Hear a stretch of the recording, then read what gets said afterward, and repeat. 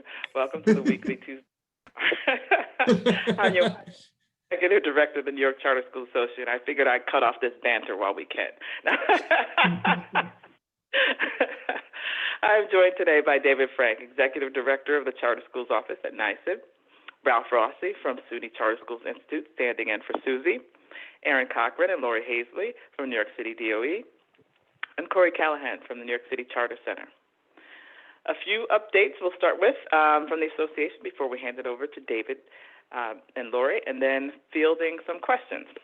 Ralph and Laurie, excuse me. Then we'll field some questions. So we'll start with the Small Business Administration's announcement and their release of detailed list of PPP loan recipients with a greater degree of detail than prior data, including specific loan amounts. We're dropping a link in the chat. If you receive any questions from the media and would like any help with the response, please let us know. Governor Cuomo issued another executive order extending the authorization for remote meetings through January 1st. We do expect that the next extension will be issued on or before the 1st of January because the holiday. And so we will send you an email communication when this happens. We will not have a webinar at that time, but we will send an email communication to let you know what the extension is. But for now, remote meetings are okay through January 1st. We know a lot of folks have been wondering about New York City DOE health screening. At the risk of stealing Laurie and Erin's thunder, the screening has been updated, and we're dropping a link to that in the chat. The guidelines for schools in yellow, orange, and red zones have changed. The most important takeaway for anyone who has not seen any of the email updates from the association or authorizers in New York City is that the schools in these zones can remain open. And a link to the guidance documents for what schools need to do to remain open, the document from New York State Department of Health, we're dropping that link in the chat. A reminder to our members to register for one of the member meetings scheduled tomorrow and Thursday. Check your emails for the invite or reach out if you did not receive one. And now finally, a word about state aid and federal funding. Constantly monitoring what's going on, and the state still has not yet announced any actions on cuts to state aid. We're still in a holding pattern of wait and see. Meanwhile, there seems to be some progress in Congress on an aid package to the states. The $908 billion package has bipartisan support for some rank-and-file members, but of course it's not guaranteed to make it through both houses. It includes $160 billion in aid to state and local governments, which is a good start, but it's much less than the $500 billion requested by the National Governors Association, of which Governor Cuomo is the chair. Critics also say it doesn't go far enough in other areas of support for individuals and local communities. The good news is Governor Cuomo has met with and is likely to continue to meet with the Biden team to advocate for additional funding to the states, which we hope will be good for us. We will keep you posted. That's all I have for an update. David, Ralph, and Laurie are going to turn it over to you for updates, and then we'll ask some pre-planned questions. And David, we'll start with you. Thanks, Yamika. I'm going to have to think about my talent for next week. It's always good to see everyone, however.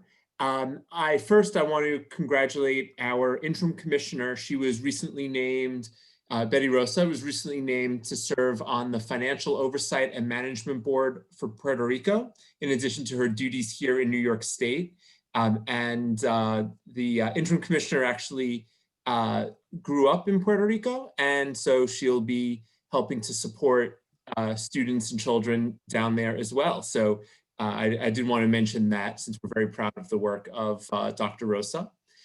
We also sent an email out to charter schools this past week, reminding them of the importance of providing accurate enrollment data through SERS.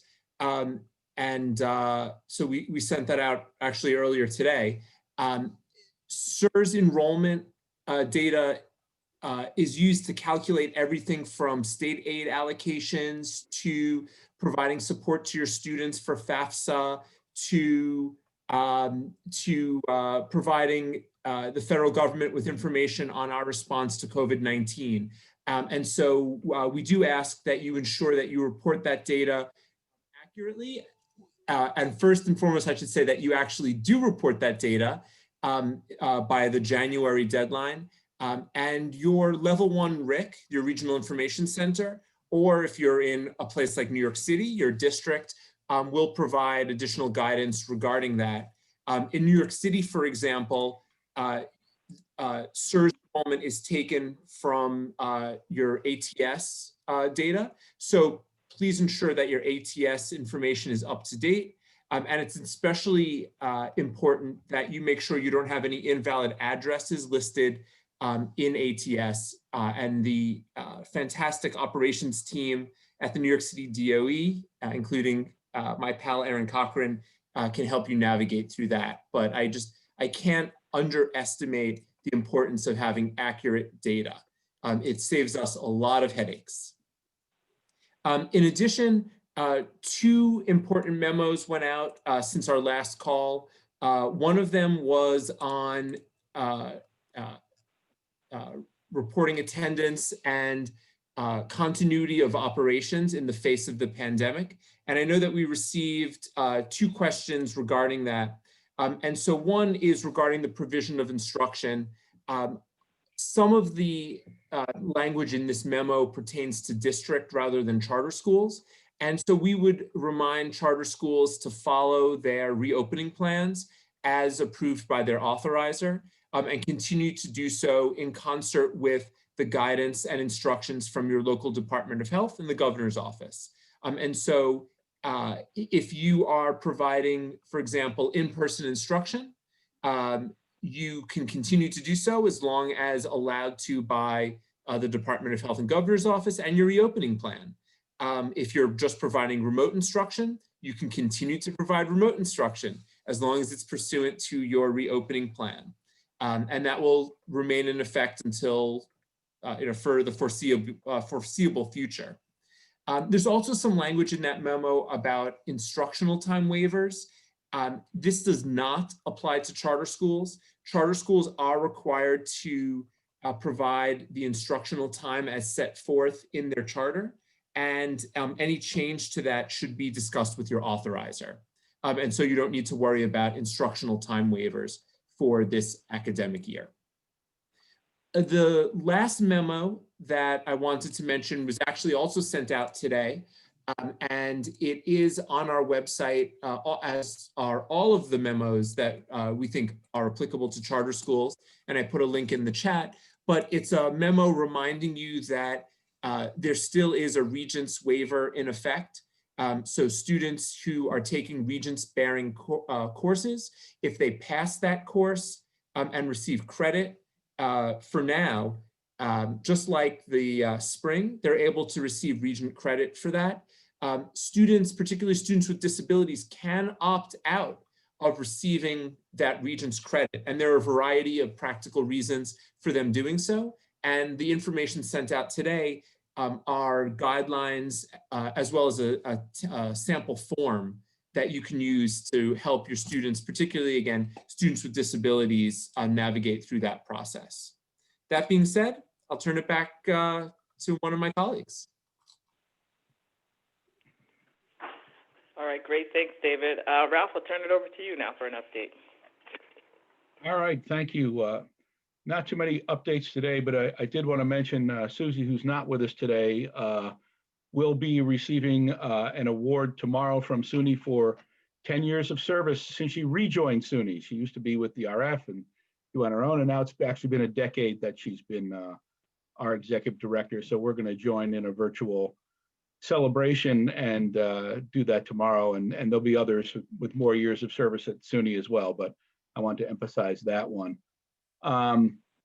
Just want to note for the schools, we're very thankful that you've been sending us information on, especially network leaders, on what's happening in different schools with the different colors and whether you're done remote or you're doing the testing.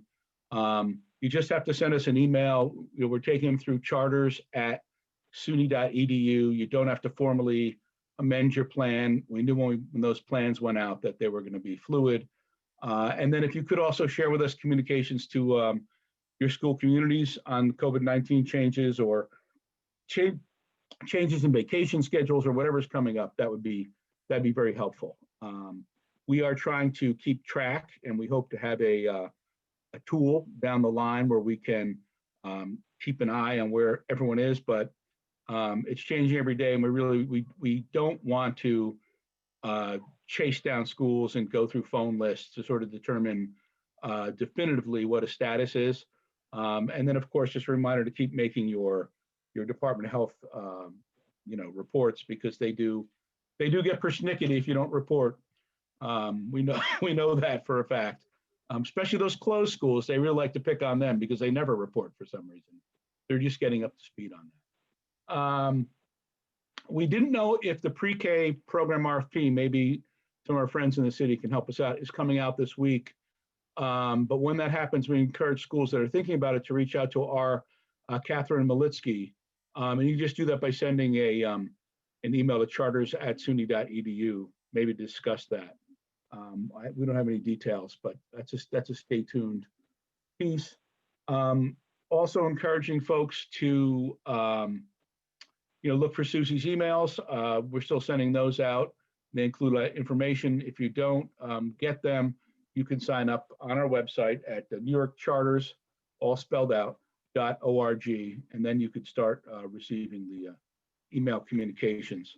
And that's, I think, all I have. I think later on I'll try to address one of the issues on discharge that came up. I don't know if it quite relates, but we'll let the other updates take place before that.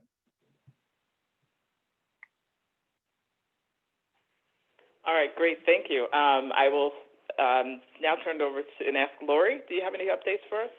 Hi, thank you, Yamika. Good evening, everyone. I don't have any updates at this time, and just would encourage you all, as Ralph said, to please continue to keep us updated on reopening plans and your status. And that's it. Thank you. All right, great. We did receive just a couple of questions in advance. And David, it looks like they're all for you.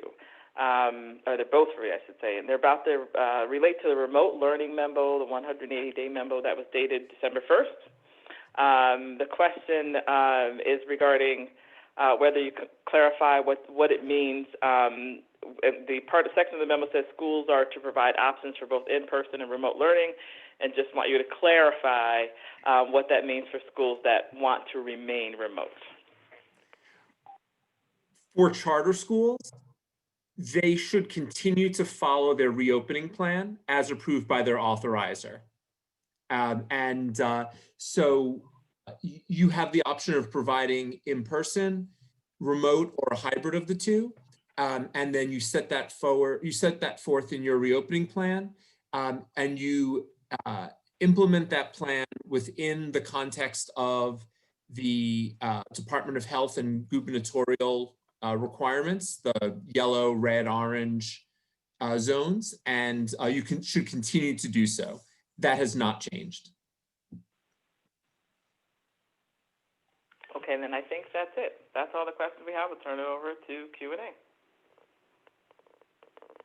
All right. David, it looks like you want to take a crack at the question about state tests. Ba-dum. Yes. So there's actually the department's position on state assessments was actually set forth in a letter to the field on September 30th from our Vice Chancellor, Andrew Brown. And I put a link to that memo in the chat. Again, that position has not changed. There are certain criteria that need to be in place in order for the department to move forward with state assessments. What I can say is that the department is preparing to administer state assessments in the spring. Whether or not we're able to administer those assessments, the details of the decision points are in the memo or in the letter to the field that I mentioned.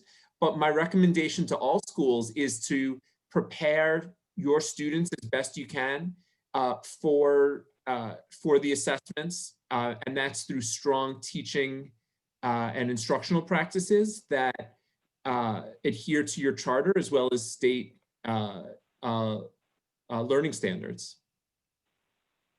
And David might not be able to say this, but I'll go one further and say, prepare as if the state will not serve up state tests to you on a silver platter, and think about how you can rigorously and transparently evaluate what your students have and have not learned this year, as well as any other measures that might be helpful in terms of all of the things that they have been dealing with. And if we can be helpful with that in any way, please let us know. Yeah. But it's great to have a pre and post test. It's great to have a assessment that that is reliable and valid. It's great to have an assessment perhaps that has comparison points to educational institutions outside of your charter.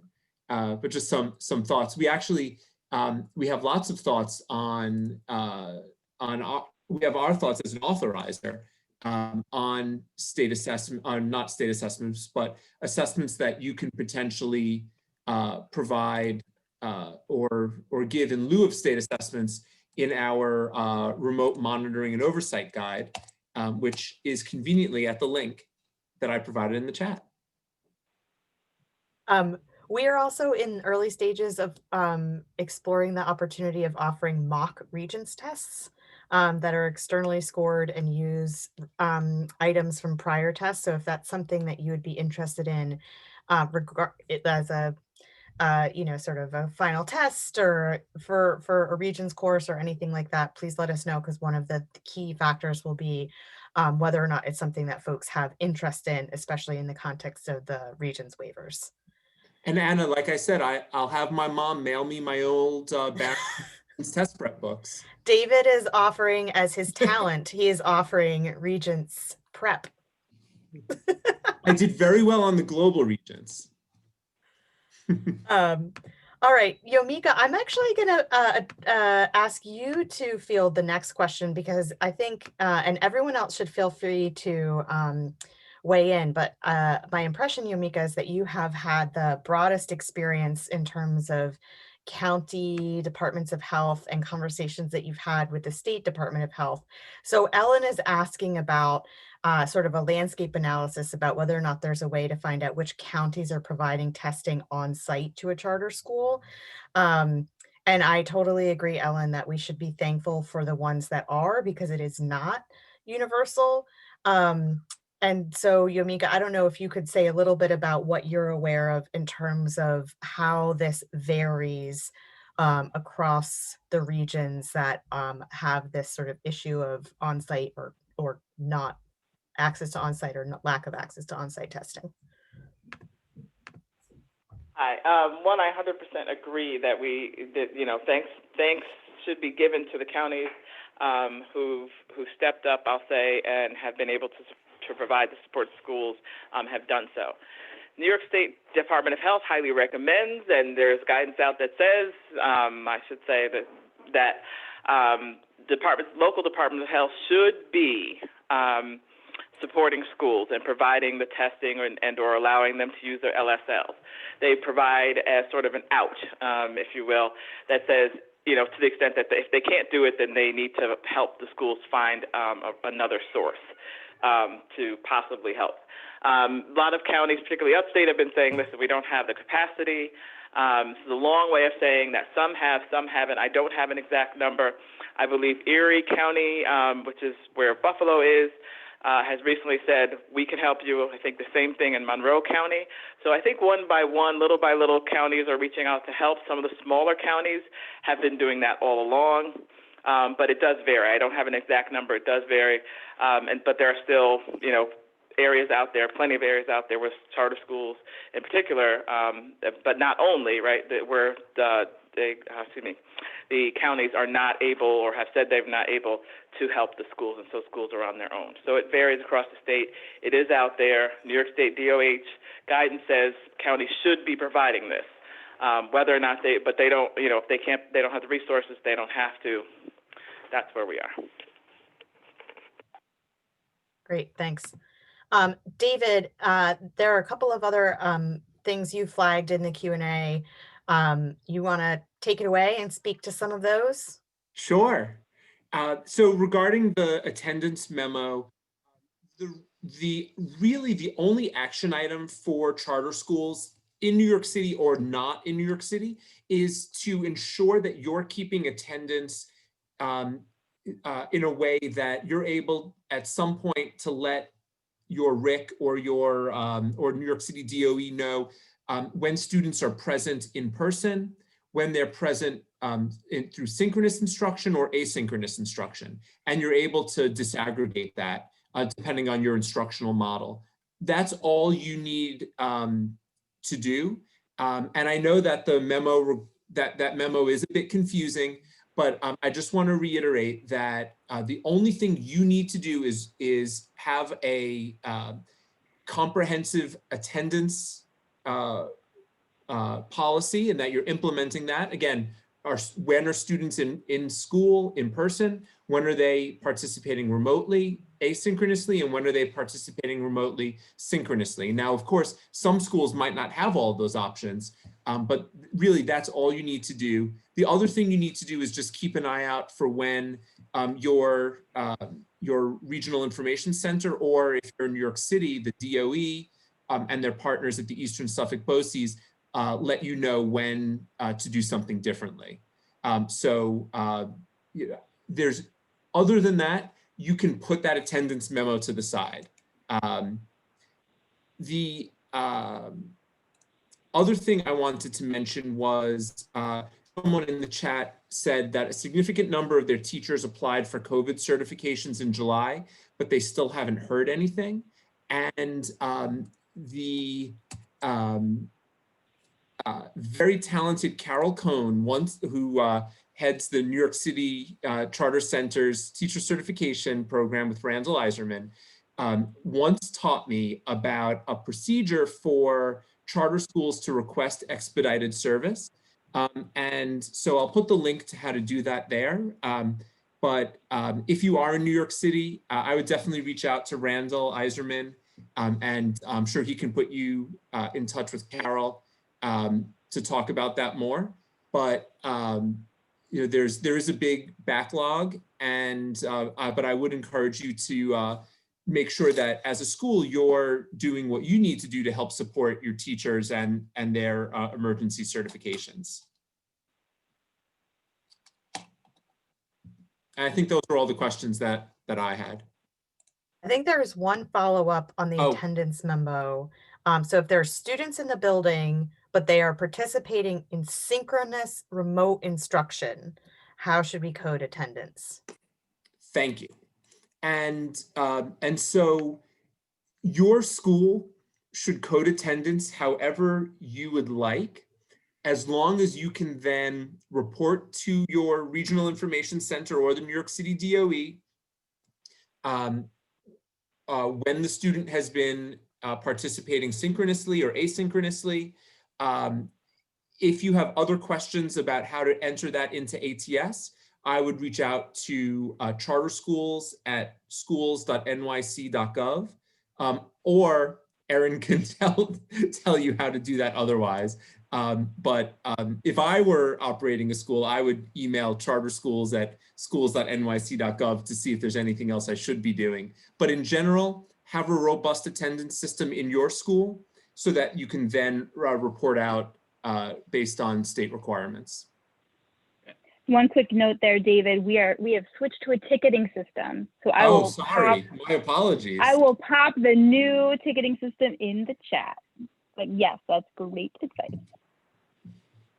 So I was going to say, we agree that that student clearly is in attendance, but I think you want to show that they are, whether it's synchronous, asynchronous, they're not, quote unquote, receiving live instruction, you know, in the classroom. And I would also extend that to, there's a couple of schools that we know of that are having some other sites, not necessarily their school site, but a legal site under somebody else's purview, where students are going there and attending upon instruction. That's basically the same as if they were at home. It's just that they're not at home. But I think, as David pointed out, to the extent you have it, you list out when it's synchronous, when is it asynchronous, and if there's any live that shouldn't be taking place in that environment. So I hope that's helpful.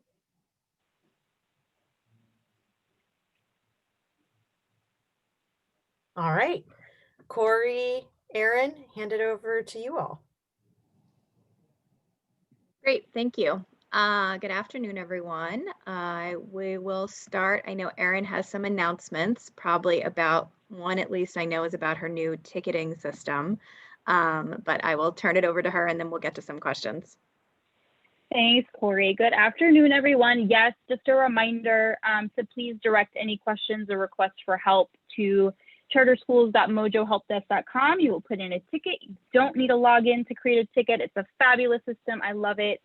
And you can actually make your interface look like Star Wars. So, you know, if that's your thing, I recommend you check it out. And then just a couple of quick updates that both Ralph and David touched on. So yes, thank you, David. Thank you for plugging, keeping your ATS up to date. That is exactly the way that we are going to be transmitting data to the state to meet that enrollment data timeline. So please, if you're having issues, you're not able to discharge students that have not been showing up, please definitely reach out so we can help you troubleshoot. And then one plug, I know that we've been having conversations with schools, but please check to make sure that all of your addresses are valid addresses, and you can do that by checking the stat screen in ATS. If an address is invalid in ATS, it shows up at the state as an out-of-city student, so please be sure to make sure that we're able to identify which district your students live in. Another update on ATS related to the attendance memo, and this is probably not relevant for most charters in the city, but if you are a charter school that uses ATS to collect daily attendance, ATS is not going to be adapted to accommodate the new attendance reporting requirements. So actually, we are recommending that any schools that are reporting their daily attendance in ATS to discontinue doing that and to immediately make plans to start reporting that data to Eastern Suffolk BOCES. So this will be a big shift for a bunch of schools. So we will be reaching out individually to schools that have been capturing their attendance in ATS. Any attendance reported in ATS through the end of this calendar year will be moved over to Eastern Suffolk BOCES to serve as a starting point for reporting attendance. Any ATS attendance data submitted after the new year will not. It will just live in ATS and be fabulous and happy in ATS, but it won't go anywhere. Another plug, if you are a charter school and you have not logged into your remote learning device request form, please do that. We have a number of students that have requested devices and we don't know if they actually need them. So we need your help to attest that they need those devices. So if you have not taken a look at your school's remote learning device request form and taken action there, please let us know. And please take action so that if you have a student that needs a device, we can provide one to them. Two quick updates that will be also coming your way in the Charter School Weekly. So to piggyback on what Ralph was saying, the pre-K RFI is going live today. It may be live already, so look for the C Weekly for more information on that. And then one very important update related to the provision of yellow bus service. So moving forward, as of today, if your charter school building is closed by the Situation Room or is closed by the Department of Health, you are being asked to reach out directly to your busing vendor to inform them that you will not need busing for the extent of your closure, and then to update your OPT calendar accordingly. Up until this point, the Office of Pupil Transportation has been making those communications for you. But as I'm sure you can imagine, there's a large volume of those communications and there is a bit of a time delay. So you are learning probably before OPT does. So if you can reach out to your vendors so that they know not to pick up students and deliver them to school, that is going to be the policy moving forward. So those are all of my vast updates. Definitely check out the Charter School Weekly. Today, there's a lot of fun stuff in it. Thanks, Erin. I did want to ask you, I know you answered it in the chat, but just in case folks didn't see it, can you tell schools who are trying to put in the NISATEL waivers what they should do for now? Yes, so we are aware that there is an issue that the NISATEL waiver screen is not working for most charter schools. And so we are currently trying to troubleshoot that. So in the meantime, what I recommend doing is just having all of your information on which students have waivers and a nice list, so that you're able to input that information, we're hoping, into that screen once we're able to fix the issue, or if we're not, into some other system. And then also, please be sure that you're maintaining the waiver with the student record so that it's securely stored. And then a question we also got in advance is, Erin, can you clarify the testing protocol that DOE is currently instituting regarding schools that are open and how that impacts charters? Great question. So currently the 20% mandated testing for DOE schools does not cover charters. Charter schools have to follow whatever testing requirements are in place given your geographic location as per the state. So the 20% mandate for DOE schools does not extend to any charter schools in the same building. So just so schools are aware, this is whether you're co-located or in private space, schools are not required to follow the 20% testing that DOE has done. This is a program that DOE has come up with for their own reopening. It is not, is only a part of a charter's reopening plan if you would like it to be so and want to update your plan accordingly. I am going to place in the chat, we will have our biweekly call with DOH and DOE on next Friday. So there will be a formal invitation coming, but if you want to register now just to get on the calendar, there's the link. This will be our last call of 2020. As we know, most of you will be closed following next Friday. And Erin, I think the only other thing is I can see from someone is asking if you could put the remote devices access doc, if that's something you could put a link in, or it might be in Charter Weekly. I don't know, whichever is easiest. And yeah, then, it'll be in. Sorry, go ahead. Oh, sorry. It'll be in Charter Weekly. So there are actually two links, and when I'm done talking, I will sign both. So number one is the actual link to the report, and then the other one, if you do not currently have access to that report under your DOE email, then you first have to request access. So there's a little Google form that you would have to fill out. And then there's a question about the updated zone maps. The COVID finder was last updated in 11/23, and I will admit, Julie, I have not checked it today, but whenever I last checked it, it had not been updated as well. So it might just be, I know that a lot of folks were expecting there to be new emergence of zones over the weekend. That did not actually come to pass. I think you all saw the memo regarding what it means to now be in an orange or red zone if you're a charter, if you're a school. But in terms of zones actually shifting, I have not yet seen any this week. So it doesn't surprise me that the finder hasn't been updated, because I don't believe there's been any changes as of right now. There haven't been any Correct. changes. And I would only also refer, it's sort of a downstream information flow. And so the first best place to check is always the governor's page. And I can put that link in the chat, because that then feeds all the subsequent things. But no, there haven't been any changes. But if folks check that site and feel like they want reassurance, I will put the link in the chat for the governor's page. And so just to clarify, yes, if you are in a color zone, that means yellow, orange, or red. And as of right now, New York City, there's only one area of Staten Island that's orange, and there's no charter in there, or maybe one, I believe. So unless you're that one school, if you are in a color zone, you do have to do the testing, but the testing has evolved. So it is not how the DOE is doing it with the every week 20%. So you are required to follow the state mandates, but as the new memo lays out, for schools in yellow zone, it's over a 2-week period. You have to test 20%, and then you actually have the option, as long as your positivity rate is lower than your zip code, you actually get to stop testing. So I know there's a bunch of charters in New York City that have actually been able to stop testing completely because they've reached that benchmark. And then if you ever were to get into orange or red, there are monthly testing requirements that you have to meet of 20% and 30%. So again, you do have to follow that. You do not have to follow what the DOE is currently doing, which is a much more extensive testing regime of 20% a week, no matter if the school is in a zone or not. And with that, I don't see any other New York City questions. And I see that Ralph has decided he wants to weigh in on the CBA agreement. So I would never stop a lawyer from talking about that. And before I turn it to him, anything else, Erin, from you? Nope, that's it from us.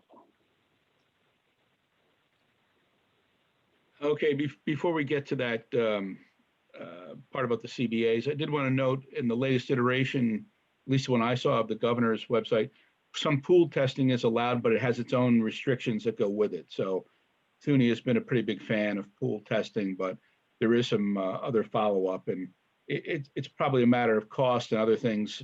Actually getting people together to get pool tested is as much of a challenge as probably anything else. I don't have an answer to the conversion charter that was looking to know about any CBA agreements, but I do know we still have the Freedom of Information Law, so you can FOIL that information, and you should get a response within 5 days, and then after that, they have 20 days to produce it. I don't know why it would take more than 20 days. Do ask for it the right way, though. There are amendments, there are collective bargaining agreements, and there are little things called side letters. And you may have to ask that question the right way to capture all of those or any of those, so that you don't get a response that said there's nothing responsive because you didn't ask the question the right way.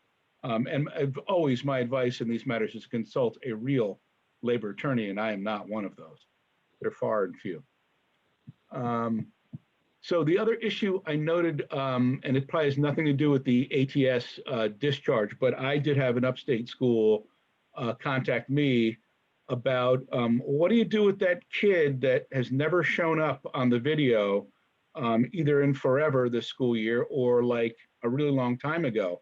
They just tuned you out. And we of course encourage our schools, and look, some of our schools have done a great job calling every possible number, going to houses, going to apartments, sometimes going out of state to go to those apartments for those children that are still remote. Just kidding, David.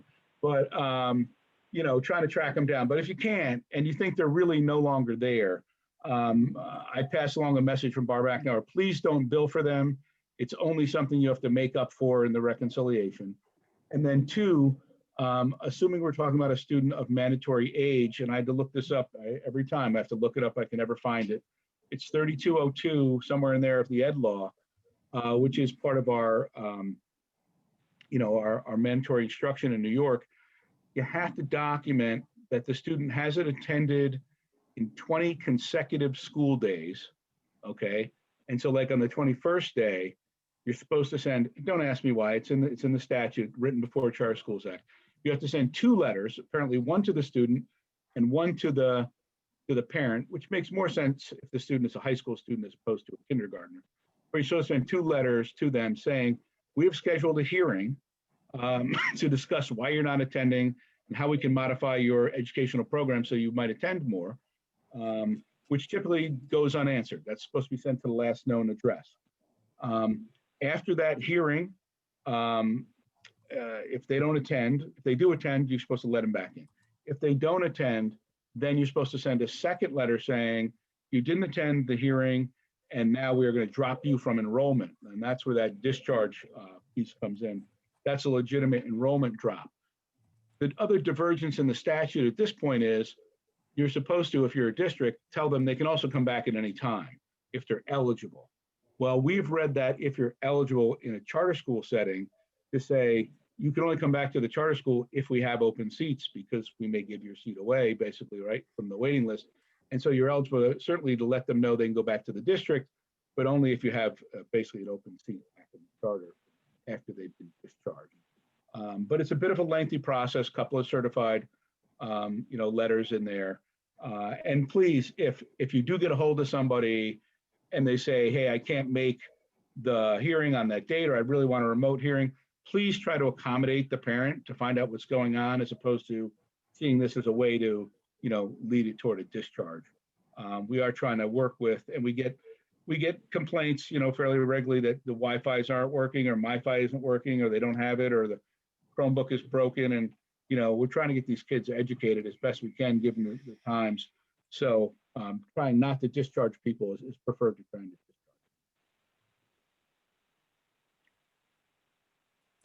And Ralph, there's a question, where can they find the statutes referenced by you? I would say reach out to Ralph Rossi. I think it's on your website somewhere, but I haven't looked it up there lately. I use Westlaw myself. So. Where our website was developed in 1998, so we're slowly but surely updating it, Ralph. Was that like you worked with Al Gore when he was inventing the internet right about that time? That's right. Good times. That's right. I think, Ralph, that you were absolutely right. It's under Part 1 in education in terms of compulsory education. It might be 3205 with the attendance of minors in full-time day instruction, but it is definitely education, Part 1, compulsory education. Oh, yeah, I know it's 3202. I could probably give you the site. Hang on one second. I just didn't know where they could find it if they didn't have a pay service. So yeah, it's 32021-A. That's the actual site. And you might be able to go into Find Law or something like that on the Yeah, web. I just put in what I use. If you want to use the free one, you can search it there. You have to look it up by education law, but then you go and do the 3202 and you can find it.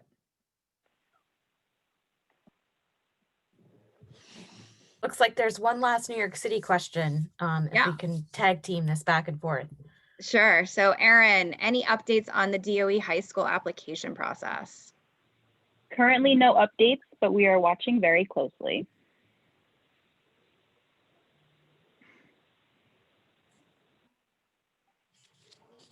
All right, Okay, Yomika, I think, yeah. Oh. That's okay. I think that's it, everyone. Have a great weekend. We'll see you again next Tuesday. Hi, everyone. Good night.